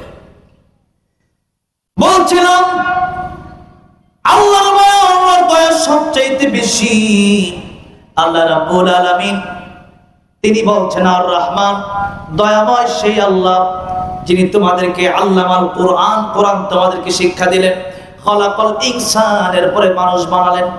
আমরা দেখি আগে আসলো মানুষ, এরপরে আমরা কোরআন শিখলাম। কিন্তু আল্লাহ বোঝাতে চাইলেন যে আগে মানুষ এই পৃথিবীতে আসলে হয় না, তাহলে আসাদ নূরকেও মানুষ বলা যেত, তাহলে তাসলিমা নাসরিনকেও মানুষ বলা যেত, তাহলে স্বৈরাচার জালেমগুলোরেও মানুষ বলা যেত। কিন্তু আসাদ নূর, তাসলিমা নাসরিন এরা কি মানুষটা কুত্তার চেয়ে খারাপ? এরা কার চেয়ে খারাপ? এরা কুত্তার চেয়ে খারাপ, ঠিক না বেঠে? এই স্বৈরাচারগুলো কুত্তার চেয়ে খারাপ। নরেন্দ্র মোদী এটা কুত্তার চেয়ে খারাপ। হ্যাঁ, কেন কুত্তার চেয়ে খারাপ? এই আমি কি আমার বাপের বানানো কথা বলছি নাকি? কার কথা? কার কথা? আল্লাহ বলেন লাহুম কুলুবুন লা ইয়াফকাহুনা বিহা ওয়া লাহুম আ'য়ুনুন লা ইউবসিরুনা বিহা ওয়া লাহুম আযানুন লা ইয়াসমাউনা বিহা উলাইকা কাল আন'আমি বাল হুম আদাল উলাইকা হুমুল আল্লাহ কলবাসীদের ভিতরে কোরআন ঢোকালো না, কোরআন বুঝলো না, চোখ আছে কোরআন দেখলো না, কান আছে কোরআন শুনলো না। ওই মানুষদের ব্যাপারে আল্লাহ রাব্বুল আলামিন বলে, এই মানুষকে আমি সবচেয়ে সম্মান দিয়েছিলাম। ওয়ালাকাদ কাররামনা বনি আদম। ফেরেশতার চেয়ে মানুষ দামি কম না বেশি? কেন? একটা কথা বলে, অনেকগুলো ব্যাখ্যা। কয়টা দেব? ফেরেশতা তাদের গুনাহ করার ইচ্ছা আছে নাকি? নাই। আর আমাদের গুনাহ করার ইচ্ছা আছে। এখন আমাদের গুনাহ করার ইচ্ছা আছে, এরপরেও যদি আমরা না করি, আর ফেরেশতার গুনাহ করার ইচ্ছা নাই, সে তো গুনাহ করবেই না। এখন আমাদের আছে, এরপরে আমরা করব না। আল্লাহকে দুইজন সমান হতে পারে না। একজনের ইচ্ছা নাই, সে তো গুনাহ করবেই না। আর তোমাদের গুনাহ করার ইচ্ছা আছে, এরপরও তোমরা গুনাহ থেকে বেঁচে এসে আমি আল্লাহকে ডাকবা, কোরআন পড়তে মনে চায় না, এরপরও পড়বা। সুতরাং তোমরা ফেরেশতার মতো না, তোমরা ফেরেশতার চেয়ে দামি। আল্লাহু আকবার। আর যদি কোরআন না পড়ো, কোরআন না শিখো, আল্লাহ রাব্বুল আলামিন বলেন তাহলে তোমরা কুকুরের চাইতে নিকৃষ্ট। তারা এতক্ষণ আসাদ নূর, তাসলিমা নাসরিন তারা বানাইলো আমার আল্লাহ, এখন কয় আল্লাহ বলতে কিচ্ছু নাই। নাউজুবিল্লাহ বলবেন না? এখন বলে আল্লাহ বলতে কিচ্ছু নাই। অথচ একটা নৌকা চলে, আমি যদি একবারে বলি নৌকাটা অটোমেটিক চলতেছে, আপনি বিশ্বাস করবেন? আমি যদি বলি একটা ট্রেন অটোমেটিক চলছে, আপনি বিশ্বাস করবেন? আমি যদি বলি বাইকটা অটোমেটিক এখানে এমনি আকাশ থেকে পড়ছে, আপনি বলবেন কি না যোগ্যতা আছে নাকি মূর্খ, কি কইরা? কেন? যে মাইক তো অবশ্যই একজন বানাইছে নাকি বলেন, এরপরে এটা আনছে একজন, ঠুপ করে আকাশ থেকে পড়ে। আসাদ নূর কয় আমি তো আকাশ থেকে ঠুপ করে পড়ছি। আসাদ নূর যদি কয় আমি আকাশ থেকে ঠুপ করে পড়ছি, তাহলে ওই আসাদ নূর কুকুরের কয় মালিক, আমি আমার মাদ্রাসার সামনে যখন প্রোগ্রাম করে রাত 3-4 বাজে, আমি যাওয়ার সময় একটা কুকুর আছে, ওইটা বসে থাকে আমার সামনে, আসলে দাঁড়ায় যায়, মাঝে মধ্যে রুটি দেয়। প্রতিদিন তো দেয় না, আমার একসাথে আবার একদিন দিচ্ছি, ওই কারণে কুকুর আমি দেখলে দাঁড়ায় যায়, আমার মাদ্রাসার গেটের সামনে বসে থাকে কুকুর। এরপরে আমি আবার গেলে এরপর আবার বসে। চিন্তা করে দেখেন, এই কুকুর তার মালিক ছেড়ে অন্যান্য মানুষ ঘেউ ঘেউ করে, কিন্তু আমি গেলে ঘেউ ঘেউ তো করবে, দূরের কথা এমনি নত এখানে থাকে। আল্লাহ আকবার বলেন। কুকুর মালিক চিনে, তো দুনিয়ার যে রুটি দিচ্ছে ওই রুটি দেওয়ার মালিক তো চিনল কুকুর। আর আসাদ নূর তারা যে খাবার দিচ্ছে, তারা যে সৃষ্টি করলো, ওই নাস্তিক গুলো আল্লাহ চিনে না। বলেন তাহলে কুত্তা ভালো না আসাদ নূর ভালো? কুকুর ভালো না নাস্তিক ভালো? হ্যাঁ, বুঝতে হবে। এগুলো আমি আমার বানায় কথা তো আর বলি না, অবশ্যই দলিল, প্রত্যেকটা কথার পিছনে দলিল আছে। এবার আসুন আল্লাহ রাব্বুল আলামিন বলেন, কোরআন যদি শিখতে পারো তাহলে হয়ে যাবা, কোরআন যদি না শিখতে পারো তাহলে কুকুরের চেয়ে নিকৃষ্ট হয়ে যাবা। এবার আসুন বলতে চাই, আল্লাহ রাব্বুল আলামিন সূরা রহমানের সবচেয়ে বেশি যে আয়াত বললেন, ওই আয়াতটা সবাই পারেন? কোন আয়াত? কোন আয়াত পড়েন? ফাবিআইয়ি আলাই রাব্বিকুমা তুকাযযিবান। আল্লাহ বলেন আমার কোন কোন নিয়ামতকে তোমরা অস্বীকার করবা। ওয়া ইন তাউদ্দু নি'মাতাল্লাহি লা তুহসুহা। এই যে বসে আছেন, এই যে কথা বলছি, চলছি, এই যে জীবিত আমরা, এই মুহূর্তে যদি কেউ আল্লাহ যদি আমাদেরকে মৃত্যু দিয়ে দেয়, রূহ যদি নিয়ে যায়, পৃথিবীর কোন প্রেসিডেন্ট ডোনাল্ড ট্রাম্পের ক্ষমতা আছে আপনার বাঁচায় রাখার? এই পৃথিবীতে আসাদ নূরের ক্ষমতা আছে? কারো ক্ষমতা আছে? কারো ক্ষমতা নাই। আল্লাহ বললেন এই যে সবই তো আমার নিয়ামত, যা দেখছো তোমরা চলছো, সুতরাং আমার গোলামি করো। তাবারাকাল্লাযী বিয়াদিল মুলক, আমি একলাই মালিক আর তোমরা সব আমার গোলাম। মালিকের কথা গোলাম শুনবে না গোলামের কথা মালিক শুনবে? কার কথা কে শুনবে? গোলাম। মালিকের কথা গোলাম শুনবে, এটাই নিয়ম। আপনি না শুনলে আল্লাহ কয় তাহলে আমার কোম্পানি থেকে বের হয়ে যাও, চাকরি বাদ। আল্লাহর কোম্পানি কোনটা? পুরো দুনিয়াই আল্লাহর কোম্পানি, পুরো দুনিয়াটাই আল্লাহর মালিক। ঠিক না বেঠে?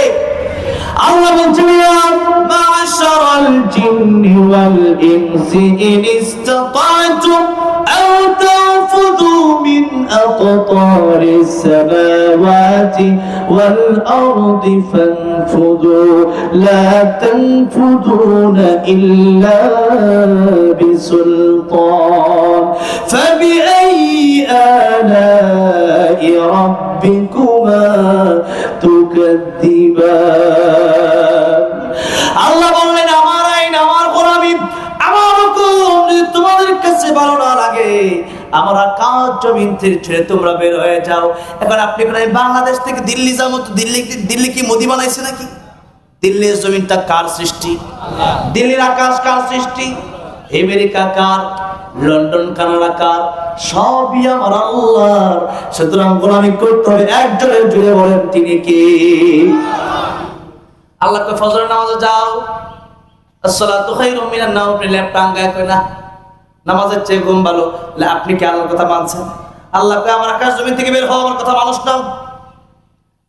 এখন আপনি যদি কোন না মানলে কি হয়েছে, আমি বের হব না, আল্লাহকে ঠিক আছে এটা পরীক্ষার হল, পরীক্ষার হলে যত কাগজ দরকার নেও, ইংলিশ সাবজেক্ট কিন্তু বাংলা হাট্টি মাটি তিন তারা মাঠে পারে, তিন তাদের খারাপ দুইটা সেই ঘোড়ার টিম কবিতা তুমি লেখো, স্যারে কিচ্ছু বলবে না, কিন্তু দেখা হবে ফলাফলের বেলায়, দেখা হবে রেজাল্টের বেলায়। আল্লাহ আল্লাযী খালাকাল মাউতা ওয়াল হায়াতা লিয়াবলুয়াকুম আইয়ুকুম আহসানু আমালা।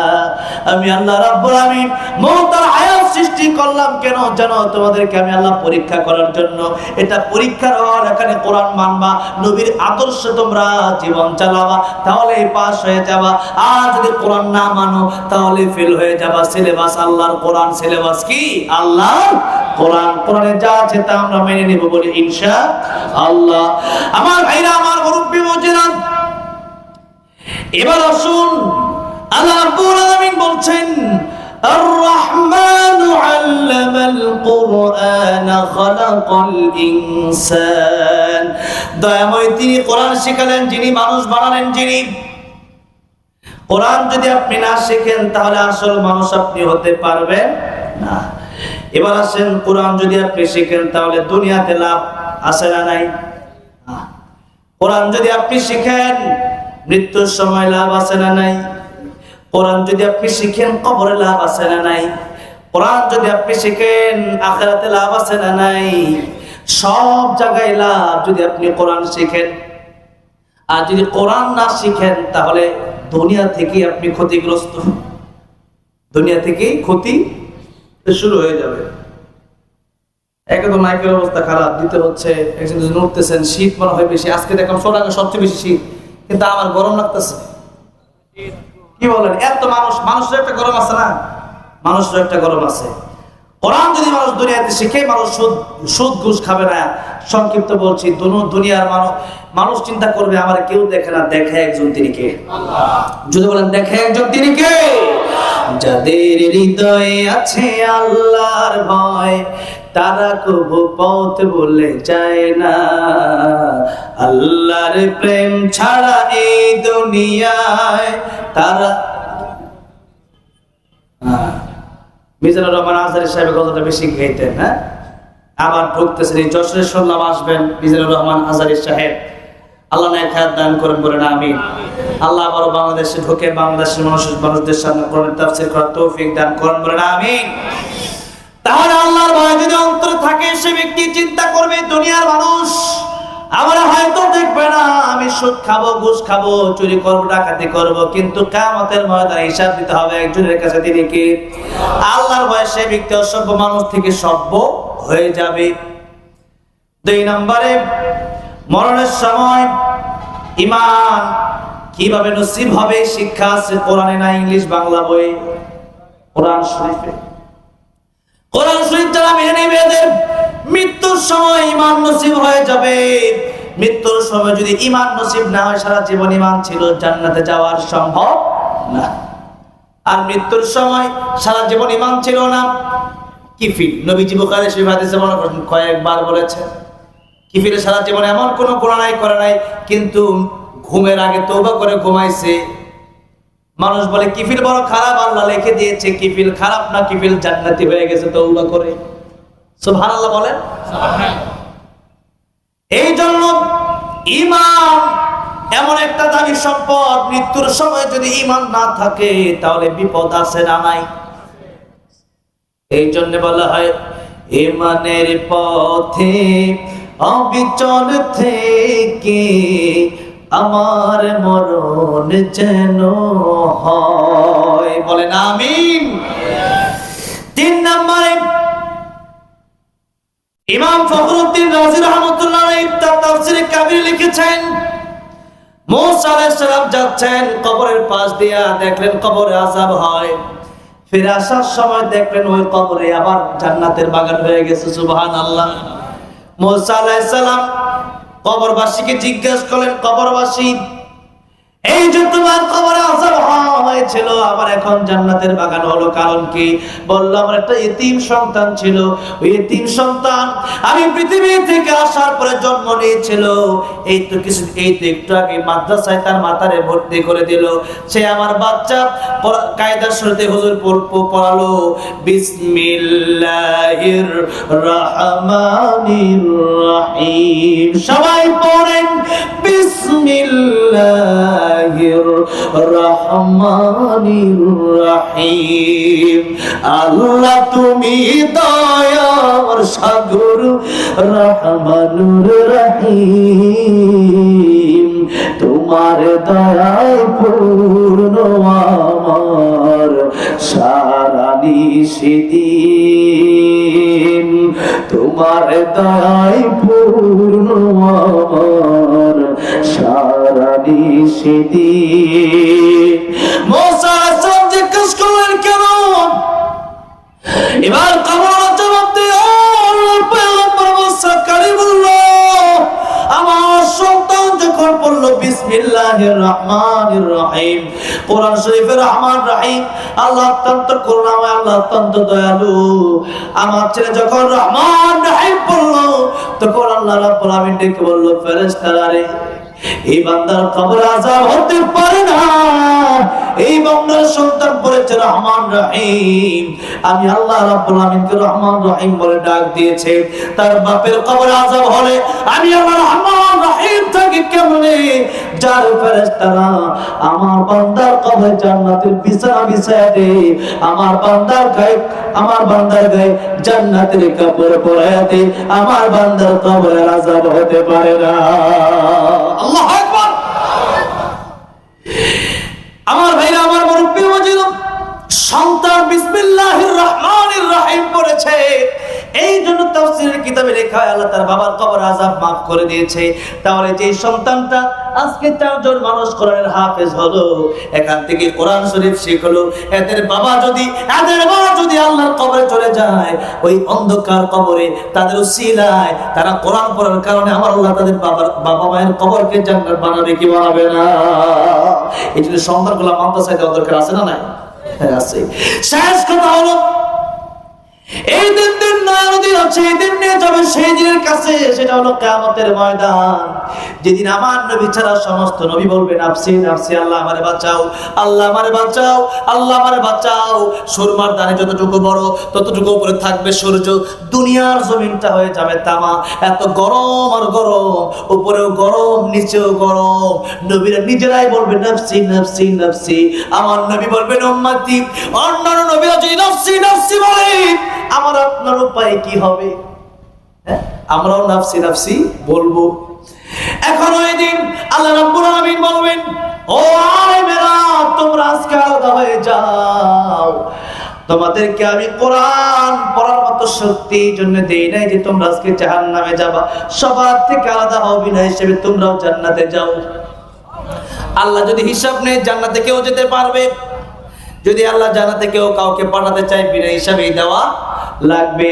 এবার আসেন, তারা যখন জান্নাতে যেতে চাইবে, নবীজি বলেন তখন এই পৃথিবীর অনেক মানুষ থাকবে যারা আলেমদেরকে মুহাব্বত করত, যার কারণে খুতবার শুরুতে হাদিস পড়লাম। নবীজি বলেছেন কোন আলিমান আও মুতাআল্লিমান আও মুস্তামিআন আও মুহিব্বান লা তাকুন খামিসান ফাতাহলিক। তোমরা চারটা সিস্টেমে জান্নাতে যেতে পারো। কয়টা সিস্টেম? একটা হলো আলেম হয়ে যাও, নয়তো আলেমের ছাত্র হয়ে যাও, নয়তো আলেমের কথা শোনো। 4 নম্বর সিস্টেম হলো আলেমকে মুহাব্বত করো, ঘৃণা করবা না। খাসিরাত দুনিয়া ওয়াল আখিরাহ। আলেমদেরকে ঘৃণা করলে দুনিয়াও ধ্বংস হবে, আখিরাতও ধ্বংস হয়ে যাবে। এই জন্য নবী বলেন কমপক্ষে 4 নম্বরে মুহাব্বত করো। 4 নম্বরে মুহাব্বত করতে কয় টাকা লাগে? কোটি কোটি টাকার মালিক হওয়া লাগে? হ্যাঁ না, অন্তরটা ভালো হওয়া লাগে, অন্তরে মুহাব্বত থাকা লাগে। কিয়ামতের ময়দানে, 1 মিনিট শেষ করছি, কিয়ামতের ময়দানে তখন আলেমকে মানুষ দেখে বলবে আলেম তোমাকে আমি মুহাব্বত করতাম। আলেম বলবেন আমারে মুহাব্বত করতা কেমনে? বলবে 1 গ্লাস পানি একদিন পান করাইছিলাম। সুবহানাল্লাহ বলেন। আরেকজন বলবে 1 লোটা ওযুর পানির ব্যবস্থা করে দিয়েছিলাম। আল্লাহ বলবেন যাও, সে যেটা তোমার মুহাব্বত করতা, তুমি একা জান্নাতে যাবা না, ওই যে 1 গ্লাস পানি পান করাইছে তাকে সহ জান্নাতে নিয়ে তুমি যাও। এখন আমি আপনি যদি 500 টাকা আজকে দিয়ে থাকি, ওইটা আমার আপনার জান্নাতে যাওয়ার কারণ হবে কি হবে না? হ্যাঁ, হবে কি হবে না? এই যে মাহফিলে হুজুর টাকা চাইলো, অনেকেই দিল না, কারণ চিন্তা করলো দিলে লাভটা কি হবে? দুনিয়ার ব্যাংকের টাকা রাখলে পরে এটা মায়ের যেতে পারে, আমি কবরে গেলে আমার কাফনে 1টা টাকাও দেওয়া হবে? হালাল হারাম না মানিয়া কত টাকা করছো কামাই, এত টাকা রাখবো কোথায়? কাফনের তো পকেটে নাই। ঠিক না ঠিক? টাকা পয়সা লইয়া কি কেউ কবরে গেছে? কি জবাব দিবি রে তুই আল্লাহর কাছে? কি জবাব দিবি রে তুই আল্লাহর কাছে? ওর মানুষ ছবে হুজ দুনিয়ার পিছে, ওর মানুষ ছবে হুজ দুনিয়ার পিছে। কি জবাব দিবি রে তুই আল্লাহর কাছে? কি জবাব দিবি রে তুই আল্লাহর কাছে? এই জন্য দুনিয়ার সব ব্যাংকে টাকা রাখলেন, কিন্তু আল্লাহ